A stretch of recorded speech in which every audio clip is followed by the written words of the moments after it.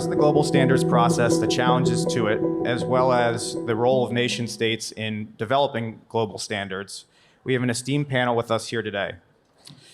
First, we have Dan Rosen, who is the founding partner of Rhodium Group. Orville Schell, the Arthur Ross Director of the Center for U.S.-Chinese Relations at the Asia Center in New York. Rob Strayer, an Executive Vice President of Policy at the Information Technology Industry Council. And Rama Iluru, a Senior Director at the Special Competitive Studies Project. Gordon Gillerman, the Director for Standards Coordination Office at the National Institute of Standards and Technology, is our moderator today, and I'll turn it over to him now. Thank you.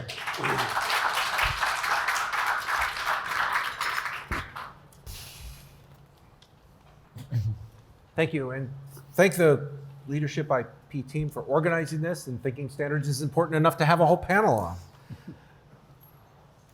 So it's interesting, again, that there's a whole panel on standards. I've worked in standards since I came out of university, both in the private sector and in the public sector, and we were usually the sleepy little world that nobody else knew about that impacted everything we all do in our everyday lives. So it's terrific to be here. One of my observations is that in the government, we've talked about standards with a real focus on standards' impact on trade for years. Standards were at the cornerstone of technical trade barriers and trade negotiations, discussions related to those things. And now the conversation has shifted, and it's shifted to innovation. It's shifted to issues that affect both national economic and national security. And so it really makes standards in a different light. And so I'm very pleased to be here with my esteemed panel to talk about the issues related to what's going on in the world of standards and the dynamic environment that's happening in the world of standards. With that, we can let our panelists give their opening remarks, and we'll go ahead and start here.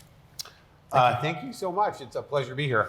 I have never really worked on standards, except as a generalist, looking at the Chinese economy, the system, how it's evolved over time, and certainly standards was one of 1,000 elements, right, that goes in to the mix there.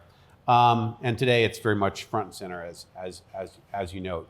There's a lot of focus in the literature on making sure that we don't get the role of government wrong in thinking about the whole topic of technical standards. And I think the problem isn't necessarily government and government's role here in technical standards. Obviously, with China and the European Union both have a more government-forward approach than we do. The problem is the kind of government and the mindset of government, the chromosomes, if you will, in the character, quality of government participation in the issue.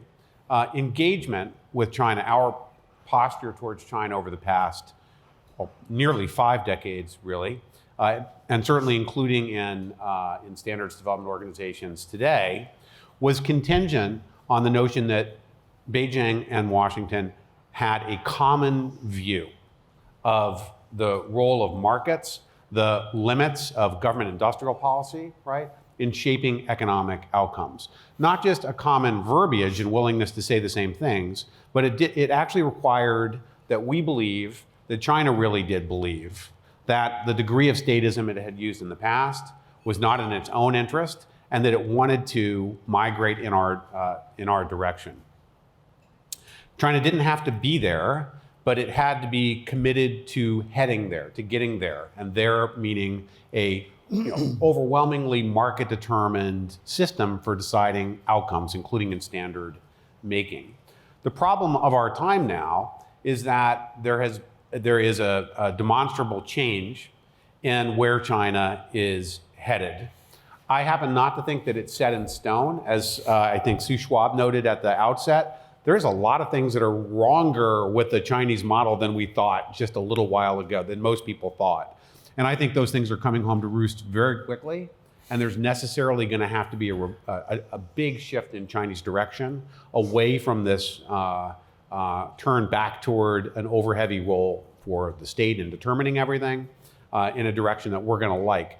That could or could not happen, though. We can't be sure about it. For the time being, we do have a clear and present reason to be concerned about what's happening. That requires that we move past debating whether we have a concern about China's participation in things like standards development organizations, and decide what adjustments are required now on our part, getting that right. Otherwise, in my view, it's not so much that China's going to take over these organizations, flooding them with people, and it's just a head count of like, how many guys with a red flag and the L stars are in the room. It's more of an erosion of the quality and reliability, our ability to be confident in SDOs to generate the right kind of outcomes to support our interests and the wellspring of our prosperity and success, and not just ours, but anybody who learned from the 20th century the lessons that there's a real danger in over-politicizing how you run the economy. So that concerns market systems generally, actually. It's not just standards, but in all regards, how we hoped to engage with China in dealing with international norms, creation, management, all that kind of stuff, changes as a result of this unfortunate difference today in where China is really trying to head versus where there was still, a pretty sizable camp that believed as much in the centrality of markets as we do. Just a few years ago, those folks are having an awfully hard time making their case today. Another minute here just to finish up, an opening couple thoughts. I think it's quite premature to aspire today to a broad reconfiguration of the SDO, of the technical standards landscape. I think it's premature to do that for two reasons. One, as I said, I think it's too soon to guess the full extent of China's deflection from a kind of commercially oriented marketization process as the predominant objective that it has. It's too soon to guess that. The present degree of statism is clearly failing, in my opinion, in China, and it will change, but we can't be confident of when and exactly how. And we have to act now, but not, can't really say exactly what the whole landscape is going to look like here. And secondly, even among us, within and among the market economies, it's too soon to be certain what changes to technical standard setting traditions are going to be optimal in light of long-term technological change that's taking place. Somebody said, as we were discussing the topic yesterday, that it's hard to go ahead and sort of skip to the next generation of the right answers when the technology itself is evolving in real time at the same time you're trying to do that. So we have to be somewhat modest for that reason. And also because of the domestic political reevaluations taking place on the appropriate balance between national security and potential prosperity. That is a subjective question that every society grapples with. We're going through a period where that's been reopened for debate in all sorts of ways. And until some of those things are resolved, it's going to be tough to say what's the optimal place to land in terms of changing the environment. But there are a number of principles that are even clear to a non-lifelong technology standards expert like myself. First, make the problem smaller. You do not have a universal problem of China's participation in global standard setting. Absolutely not. The vast majority of ongoing processes are probably adequate to secure our interests for the time being. There are no doubt some, however, that do deserve much more acute attention.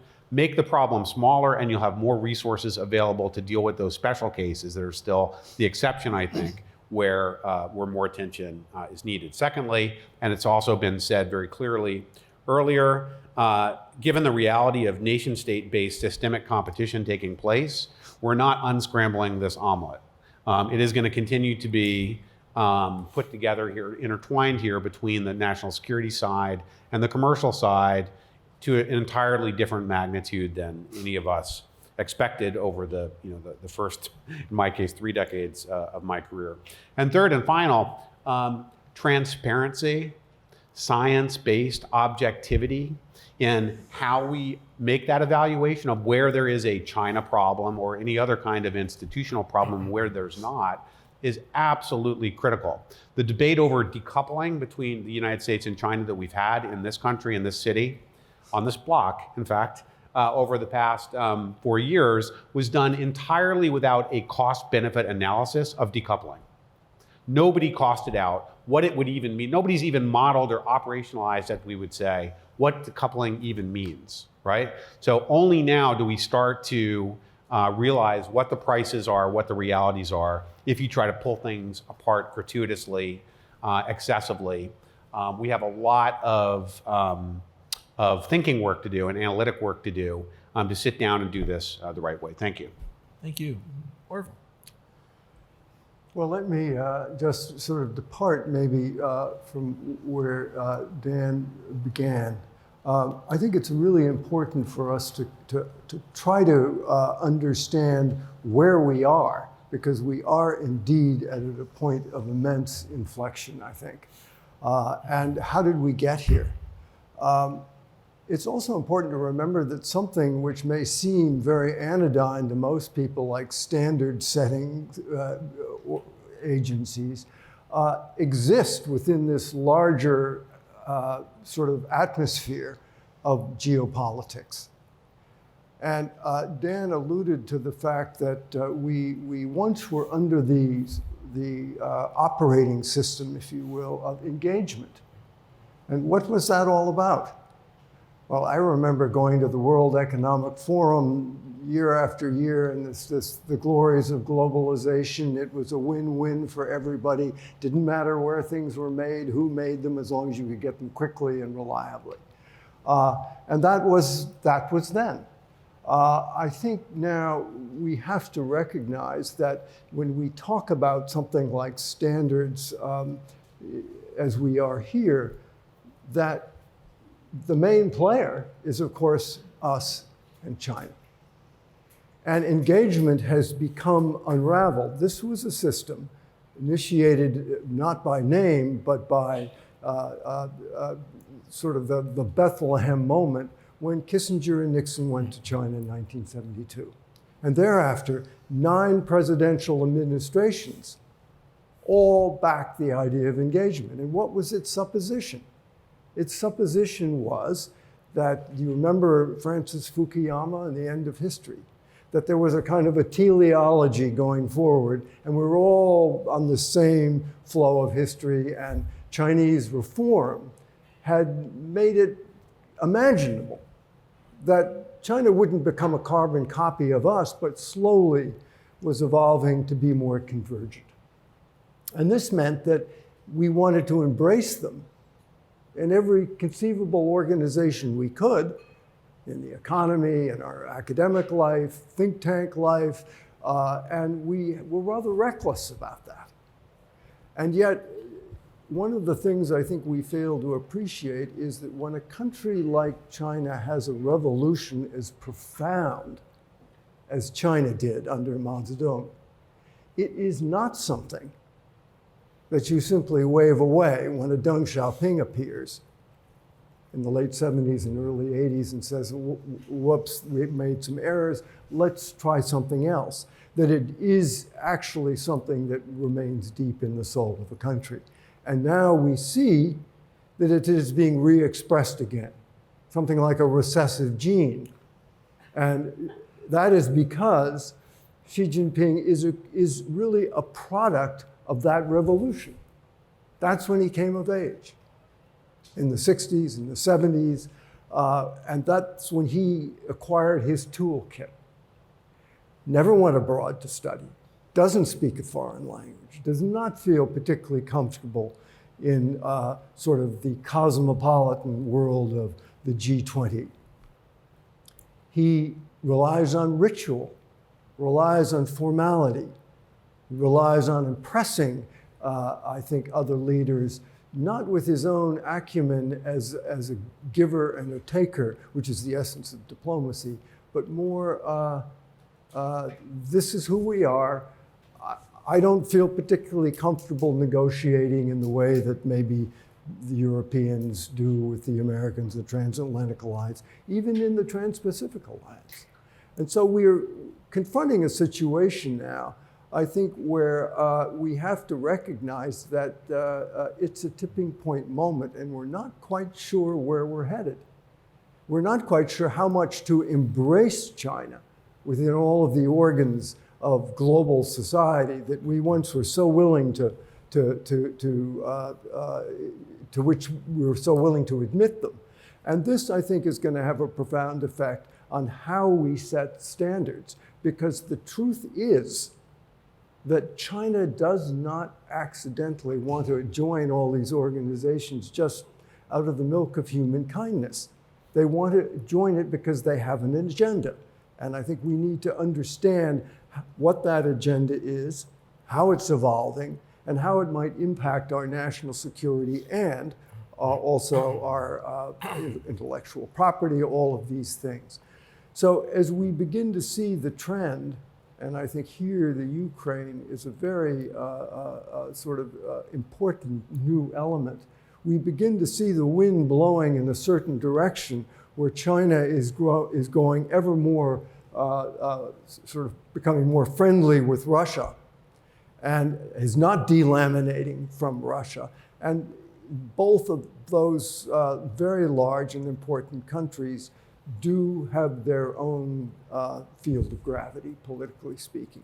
And that field of gravity is going to be pulling all of these agencies and organs, whether it's in the UN or such as we're discussing here today, in a direction that we need to understand.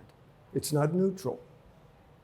And it's going to be essential for us to not eschew them and push them aside, but to figure out where they can be embraced, and to understand what embracing them will mean in terms of the outcomes. So I think we're in a very new world here, and a world which, I'm sorry to say, geopolitics is unavoidable. And NIST may have just been chugging along thinking, well, it doesn't really matter, what these geopolitical realities are. Now I think the time has come when we do have to confront them. And we may find that we have to exist more in a somewhat divided world, a world we don't welcome, we don't advocate, we wish we could avoid, but I think that is the inevitable trend of the future. So let me stop here. Thank you, Rob. Great.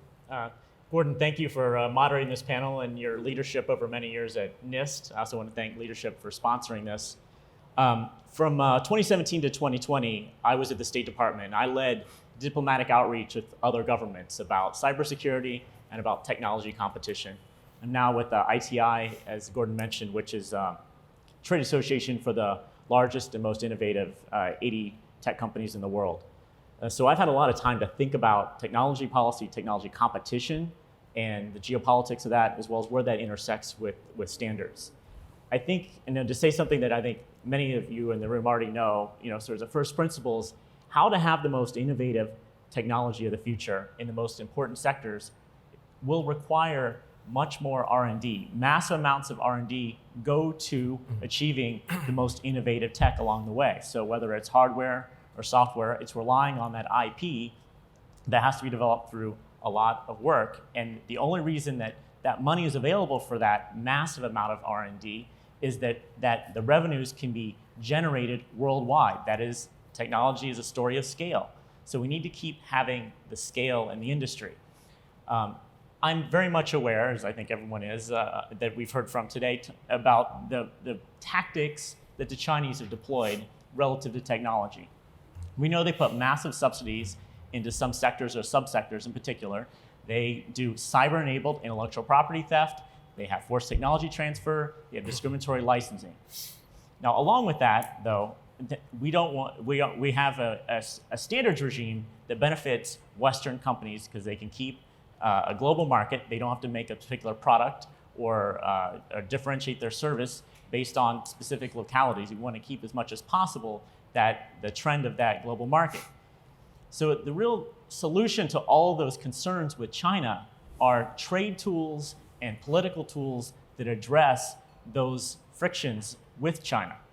So we should address cyber-enabled intellectual property theft. The West doesn't do that, China does. We need to figure out ways to address each of those things. We should not allow standards to be collateral damage in those discussions about how to enforce our Western rules-based order views about how each of those sort of economic policies should be addressed. Turning to what I think the US government can do, one is, there are two types of standards bodies. There's the private sector-led ones, and there's thousands of those out there if you count official SDOs and industry-led consortia.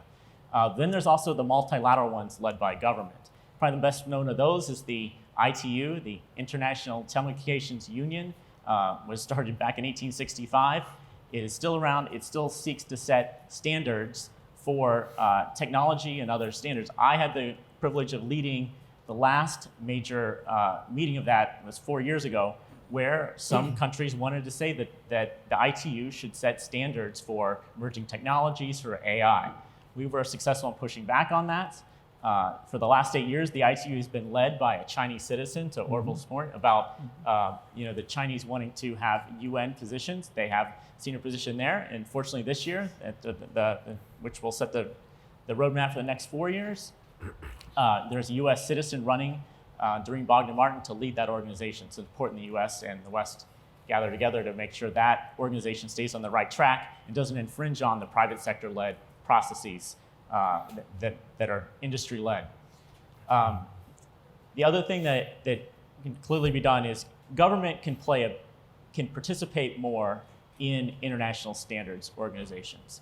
That doesn't mean they become government-dominated. It means they have a seat at the table. And the reason they need to be there is they need to have visibility into what's going on. So in those cases, as Dan mentioned, singling out those cases where there are manipulation of the rules or there is block voting by a particular country, the government should be there to see what's going on, to be aware of that, and to maybe raise that issue with another government. They can also be there to ensure the government, a lot of these standards could follow through and become regulation or be useful for government regulators. So it's important that government can be there to say, we're regulating this area. We want to make sure that this standard is being developed is fit for purpose, that it's the right kind of characterization, classification, that it will be useful down the road. The United States government, aside from, I think, NIST and DoD, which I saw participate in a lot of standards bodies, is absent in many of standards proceedings they should be involved in. So I think you can increase both participation and funding for the US government to participate in those. So with that. Thank you, Rob. Thank you. Thank you, Kirti and Leadership, for having me here today, and Gordon for moderating. This is the first conference that I've been at where IP and standards was connected to national security. It's time. Given the geopolitics and where we are in the global competition, not only do we need to have these conferences, but we need to have our leaders and our policymakers acknowledge the importance of intellectual property and standards to national security and to act on that importance. So I am a patent attorney. I spent many years at the Patent Trademark Office as an administrative patent judge. I was detailed to the National Security Commission on AI, where the previous panelist, Katarina McFarland, was a commissioner. And that was an independent commission stood up by Congress. And the chairman of that commission was Eric Schmidt, the former Google chairman. And we issued a final report in last year that was a very comprehensive national strategy for the US to maintain its leadership in national security and AI.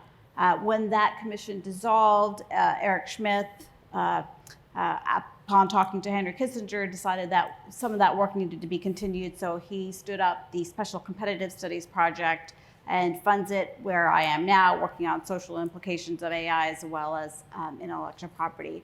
And the resounding conclusion of both the Commission as well as the SCSP is that we are facing an aggressive economic and military competitor in China that is trying to close the lead that we have in emerging technologies.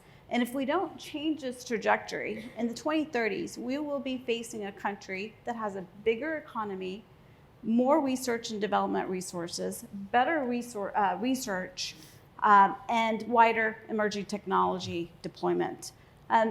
China's approach is twofold. First, they do want to decrease their reliance on foreign technology so they are not vulnerable to export controls or supply chain choke points. And this has also been amplified in the last few weeks by the sanctions that have been placed on Russia. And they're also trying to create externalities where other foreign countries are dependent on them for their technologies, and they're using their primacy in the global supply chain to make this happen, for example, through the Digital Silk Road. The Special Competitive Studies Project has made a net assessment of this competition in certain sectors. And for example, in telecom infrastructure, led by Huawei, they're leading. TikTok, a Chinese social media platform, is the biggest social media platform in the United States. They're also leading in the manufacturing of lithium-ion batteries.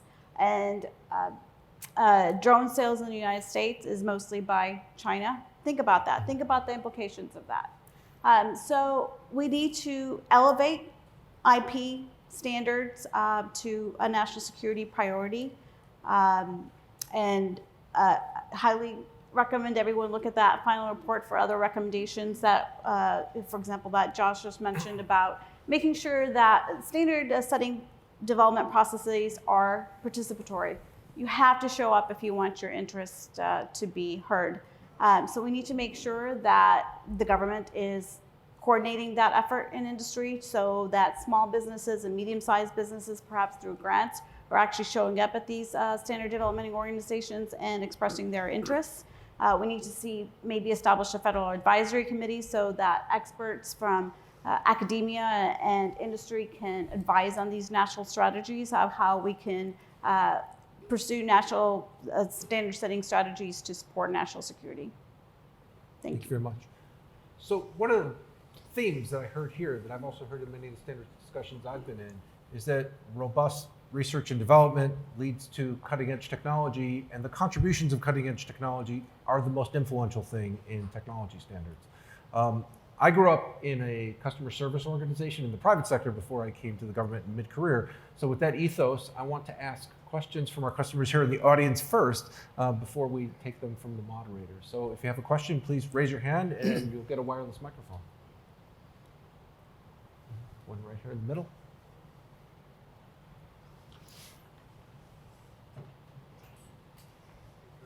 So my question is around more kind of tactical strategy that US can deploy. I mean, clearly there are a lot of issues around long-term, we are talking about 2030s, but what should the US do in the next 2 to 3 years so that 5 years from now, we are not at the same stage, kind of talking about the next 5, 10 years, about the same type of issues. And so what's your advice or how companies should be thinking about the tactical issues in the next 2 or 3 years? Thanks.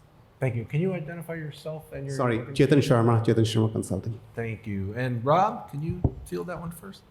Yeah, aside from seeing more participation in standards bodies, I think we did focus on research and development, and we have something that's sitting in front of Congress. It's been sitting there for more than a year, which is the CHIPS Act. So $50 billion that will fund chips research and 5G research that should be passed expeditiously. I mean, I think right now many people think best case scenarios before the August recess. It needs to happen faster. Of course, along with chips will be this entire $100 billion authorized but not funded for other technology sectors. I think we need to think smartly about which strategic subsectors we need to have additional government funding in. It's always going to be the case that the vast majority of R&D money comes from the private sector. We need to figure out how to use government's tools to help juice up some of that spending in strategic national priorities, especially where we know that other adversary countries are funding in those specific sectors. And I also think we need to make sure that money is available for collaboration with Europeans and others who have taken on to this mantra of technological sovereignty. We need to show them that we're better together, joining our markets together, joining our researchers together, joining our academic and industrial players to produce cutting edge technology. So I think that's what we need to have a new focus on in Congress and administration. Thank you.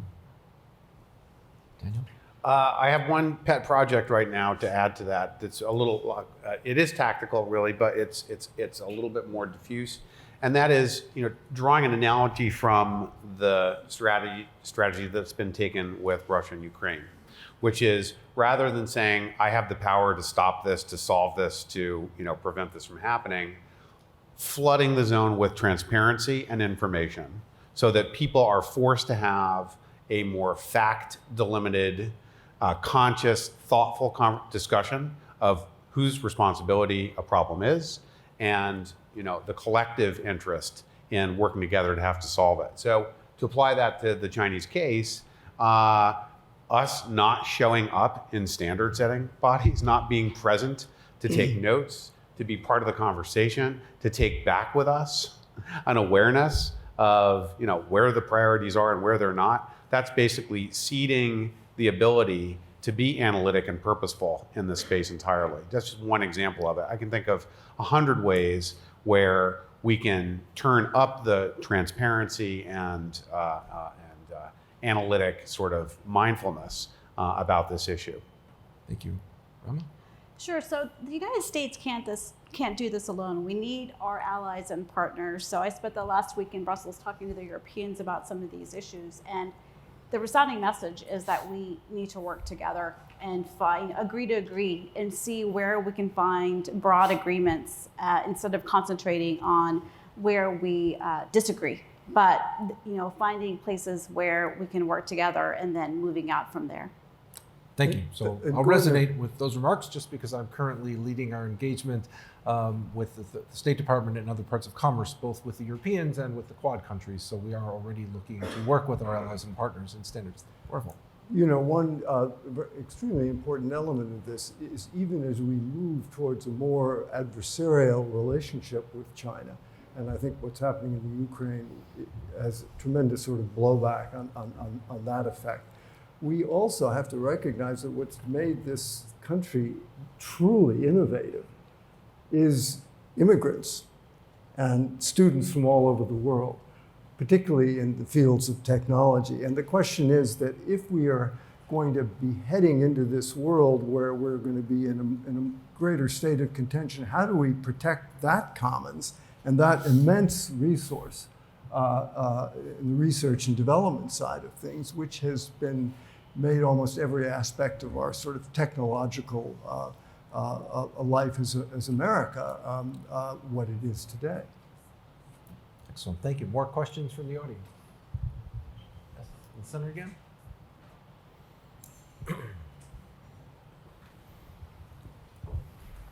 Hi, this is Prakash Sangam from Tantra Analyst.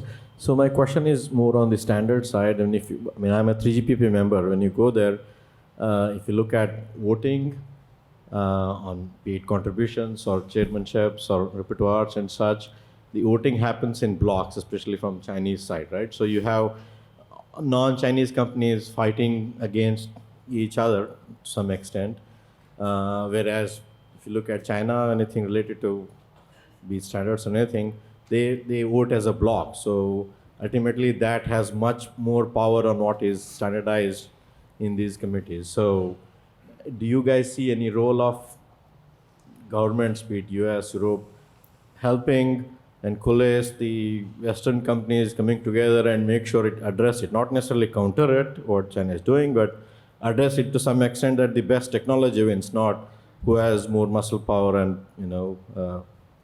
power and numbers in those bodies. Thanks. Thank you. I could start, since I've thought a lot about that and heard a lot about that over the years. I do think that 3GPP it's the anecdote that you hear about the most in this area, and so it might be somewhat outlier compared to the thousands of other standards bodies that exist. But that's why I think government should be involved to have the visibility, and really the headline I would say it's protect the integrity of the process.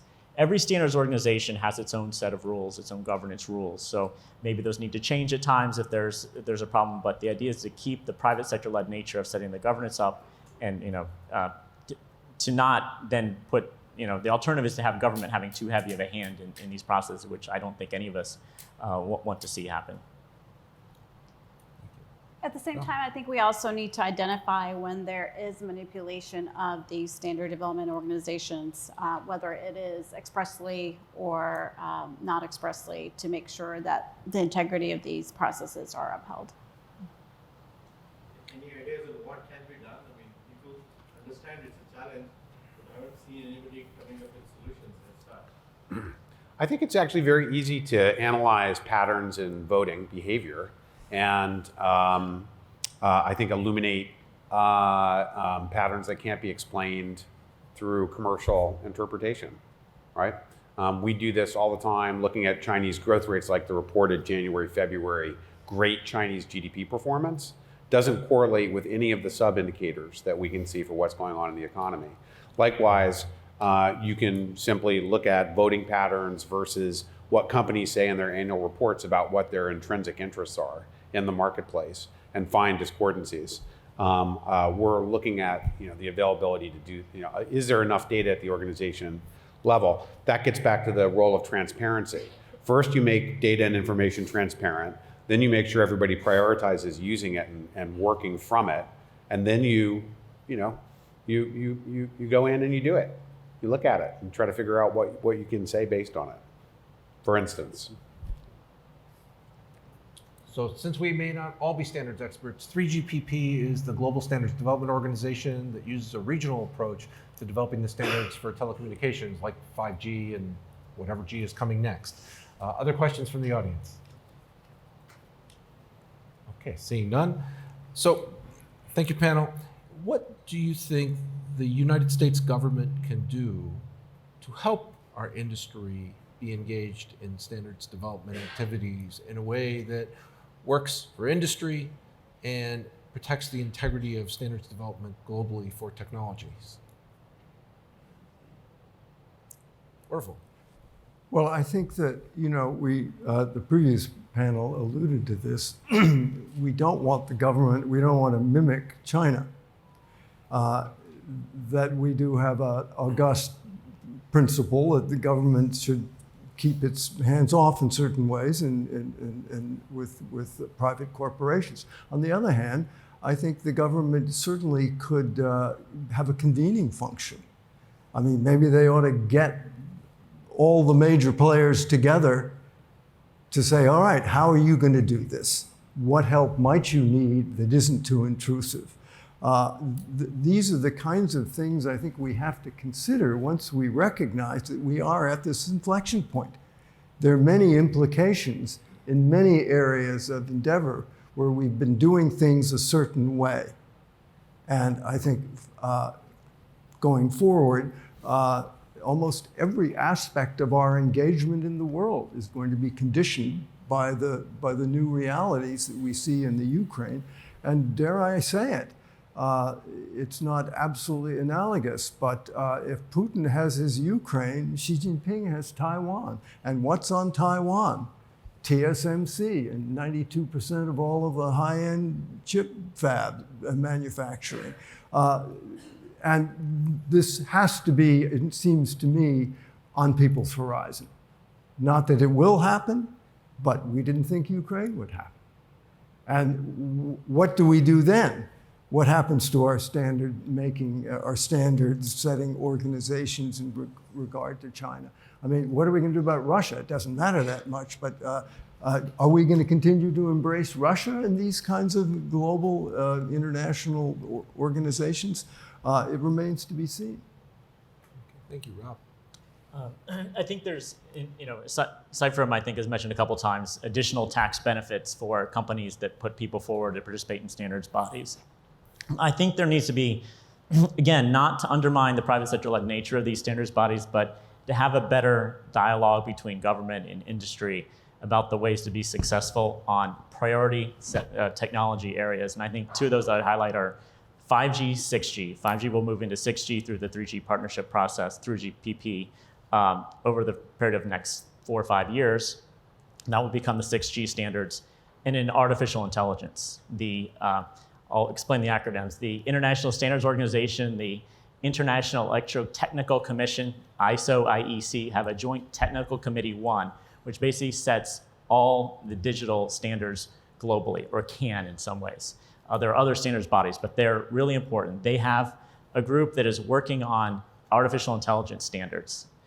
It's important that the US and Western interests have a key role in promoting and promulgating these standards in an expeditious fashion, because the concerns about AI are about explainability, bias, transparency, and risk management. There's going to be standards developed across all of those. It's really important for industry to be in there with the best of ideas, promoting the best solutions to the concerns in those areas. And so I think that's where government can be talking to industry about encouraging them to participate, not telling them exactly what to do, but having this conversation that encourages more participation. I think that's going to be really important, especially if you see block voting in something like 3GPP, but even in ISO IEC, that's likely to be a set of standards that can be adopted worldwide. As Europe's going to implement their Artificial Intelligence Act, they're going to base all high-risk applications will have to meet a conformity assessment. And that conformity assessment should be based on a global standard, and that's where we have a real opportunity to lead and we should put the time in to do that. All right, Rama. I also want to emphasize that our democratic values and norms are baked into AI at the design and development stages. So it's really important that in these standard setting processes that we promote democratic values and norms as a national interest. The National Security and Commission on AI issued a document called the Key Considerations for the Responsible Design and Development and Deployment of AI. And they are operationalizing practices for implementing principles like explainability and transparency and accountability. And so those kind of best practices need to be referred to in the standard making processes as well to make sure that democratic values and norms are being considered. Thank you. So I'll give a plug. NIST is developing a risk management framework for artificial intelligence, much like the cybersecurity framework, and it will really set the stage for a lot of the standards development that Rob mentioned, and those standards will be the way that artificial intelligence systems are assessed to determine their trustworthiness, which is going to be a key part in deployment of artificial intelligence in actual applications, both from a regulatory perspective, but also from a societal perspective. I see we have another question up front.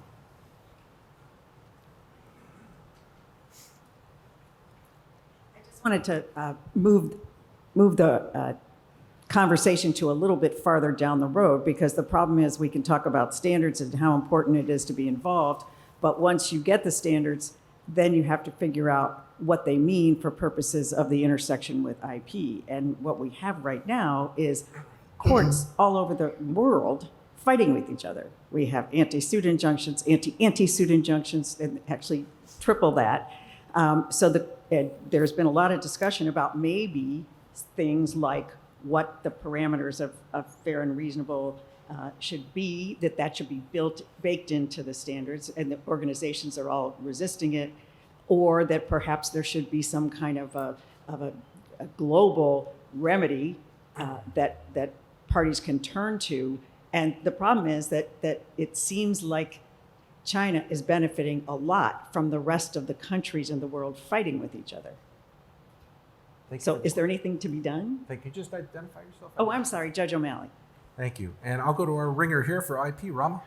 So I think one of the things we could do is make sure that explore ways that government officials can be exploring these legal disputes in foreign jurisdictions related to FRAND and SEP litigations to make sure that that national sovereignty for the United States is being upheld.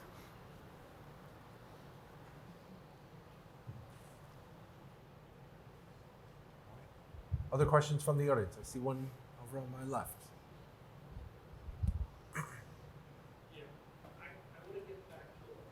Hold the mic a little closer, please. And identify yourself, please. Maybe that's odd. I want to get to one thing here. We've been talking about China as one sort of homogenous country, and everything in China is homogenous. But we also need to think there are a lot of different actors in China. You know, ZTE and Huawei are major competitors, for example. How do we think about sort of more this dynamic that might be exploited in some ways to help us? Can you identify yourself, please? Sure, Ed Tiedemann, Qualcomm. Thank you. And Orville, take a shot. Well, you know, the thing that's unique about China is that, yes, you have different companies, and yes, they are in competition, but they actually, when push comes to shove, they all have to answer to the government. So it's increasingly difficult, particularly with the pandemic. I mean, we are sort of metaphorically decoupled because of the pandemic from China. Now, what happens in terms of supply lines is another question. But it gets increasingly difficult, I think, for us to think about playing one company off against another. They don't have that kind of latitude. The final thing I would simply say about that is we also have to recognize that we've had some enormous changes, but this isn't a steady state situation we've now arrived at, a new steady state situation. It's a constantly fluxing situation. Let me add to that. It's not an argument with you, Orville, but there's a danger in crediting too much Beijing's ability to force everybody into alignment on the issues, right? Certainly on the things that matter, the very most in Beijing, if they want to keep their focus on it, they can pretty much force everyone to get into the same alignment. But they can't get everybody to do everything they want all the time at all. And even, whether it's between the telecom majors or any of the other highly concentrated tech players or atomized tech players, there's kind of what Beijing says, read my lips, this is how it's going to work. And then, you see firms go out and behave in ways that Beijing absolutely does not intend, including in their global foreign direct investment behavior, in the way they move assets in and out of their businesses, the way they take on debt, all sorts of things. So, China has given us a smoking gun by making it national doctrine that they don't want unhealthy competition between their firms when those firms go global.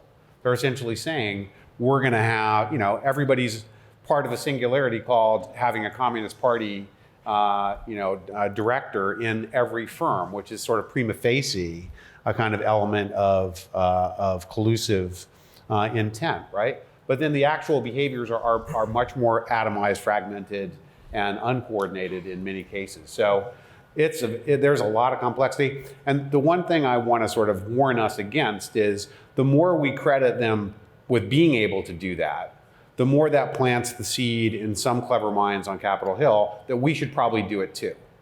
Because if it works for China, I mean, as you said, Judge, they seem to be going from strength to strength in this environment.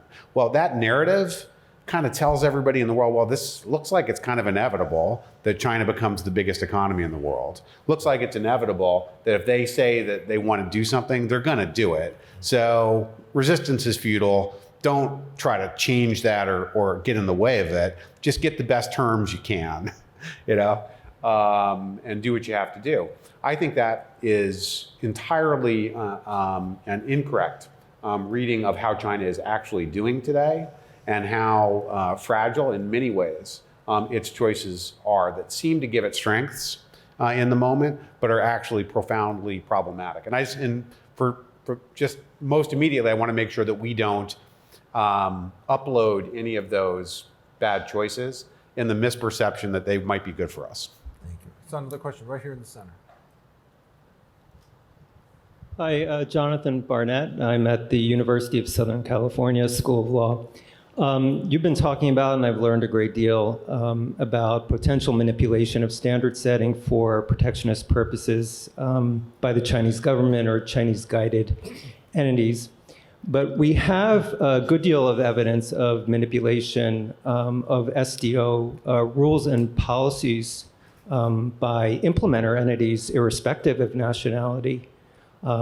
Attempted changes in rules to limit the ability to seek injunctions, to cap royalty rates, to set the point in the licensing, the supply chain at which components should be licensed. All of these have in common that they would rig the FRAN negotiation process up front to depress the royalty rates. 2 administrations ago, the US antitrust policies actually actively encouraged SDOs to adopt these policies. We currently have draft SEP policy guidelines that are being advocated by the current administration. How can this possibly be reconciled with a US national interest in seeking fairly negotiated remuneration for US innovators and to preserve their incentives to participate in the standard setting, which could not even take place without the innovations that they have developed? Thank you. Thank you, and I'll start with Ram. Wow, that's the third rail question. Especially for someone who's at a trade association that represents companies across the full spectrum in the marketplaces. I will say, the WTO technical barriers to trade standard for a standards body is one that's open, it's transparent in how it reviews drafts and promulgates revisions, and is consensus based. I think beyond that, we need to have a diversity of governance structures out there. And the governance structure will in some ways determine the success of the standards organization. So I think we're going to see that play out over time. If the rules for governance that are selected or voted upon by its members are not useful, then people will go to other standards organizations. So standards is a marketplace as well. Rama? I'm going to pass that on. All right, any other takers? Some other questions from the audience? So we've heard a lot about China and standards today, but I'm going to ask a little bit more nuanced question here. So I'm interested in the views of the panelists on China's approach to standards, but also in the European Union's. Recently, the European Union published a standardization strategy that's relatively new for them. So I have an interest in hearing what the panelists have to say about that. I can start because I think I'm one that probably suggested that as a topic. So in February, the European Union released its European Standards Strategy. And some of you may know that really follow standards closely. The Europeans have 3 chartered standards bodies. And when they want to make a standard that's harmonized for all of Europe, that is, it gives it the legal import of the presumption that if you comply with it, you're complying with whatever regulation that's sought to be aligned with that standard. The only people who get to vote on the final standard are the member countries' standards bodies. So it is not fully representative, and it's certainly not representative of interests outside of Europe. So it creates a substantial problem of lining those types of standards, which are really European only, with the international standards that I think most Western companies want to participate in, want to create. The Europeans go down a road that is somewhat protectionist because they want to orient, in many cases, international standards with a European focus that make it difficult for outside players to participate, at least in some cases. The other thing that they highlight in their standard strategy is they want the opportunity to make technical specifications in many cases. So that is government actors from the European Commission deciding technical specifications. And where the rubber is really going to hit the road on this is, again, in artificial intelligence. When they promulgate and finalize their Artificial Intelligence Act, it'll require conformity assessments against standards. And those standards need to be global standards, not ones that are European only, because it would be harder to meet, fragment the market. And also if there are somehow other technical specifications engineered into them that don't meet the global standard, it could well be prioritizing the interests of Europeans over the global market, so and be quite protectionist in the end. Something. So just making another observation and going back to the anti-suit injunctions. And in the last 2 years, China, and I'm not implying that Chinese jurisdictions are the only ones issuing anti-suit injunctions, but in the last 2 years, China's courts have issued 4 anti-suit injunctions. 3 of them favored Chinese companies. And last year, the U.S. Trade Representative raised concerns that this is a problem for international trade. And EU also raised similar concerns and filed an RFI asking for information on how China approaches anti-suit injunctions, the guidance that it deploys. And China said, no, we don't have to answer that RFI. We do comply with the TRIPS agreement, and that these discussions should happen through bilateral discussions. But I do think that that's also something that needs to be addressed. Audience questions?